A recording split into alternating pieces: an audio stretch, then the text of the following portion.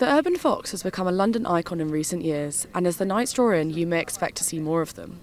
Research suggests that foxes in UK cities are getting bolder and even showing signs of domestication.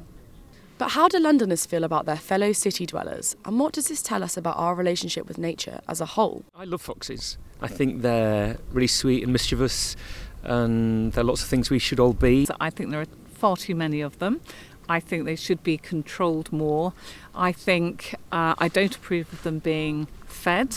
So I quite like them. They come quite close to the house. I know they're looking for food and stuff like that, but I quite like the fact that I'm that close to nature. Dr Blake Morton's ongoing study at the University of Hull looks at the relationship between foxes and humans. Really focused on wanting wildlife to coexist with people. And unfortunately, people have a very long and complex history with foxes that's in many respects positive nowadays, but it hasn't always been that case. His research complements that of Dr Kevin Parsons at the University of Glasgow, who has studied the biological differences evolving between urban and rural foxes. Dr Parsons' study shows that city foxes often develop smaller skulls and snouts, meaning they rely on scavenging food rather than hunting for it.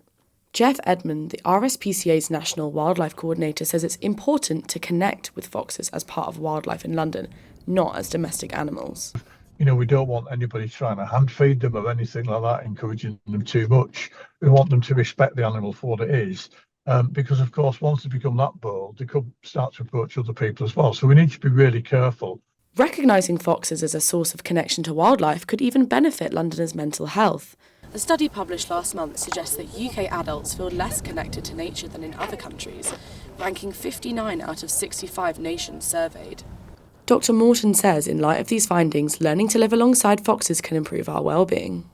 And humans have a long history of separating ourselves from the natural world, but we're one and the same. We are the natural world. We are part of it. And there's a lot of robust science showing that with carefully controlled experiments that show the more you're connected to nature, the more likely you are to have a healthy lifestyle. London's foxes have found a way to survive in the city despite its challenges. It seems whichever way this evolutionary path leads them, they'll manage to thrive.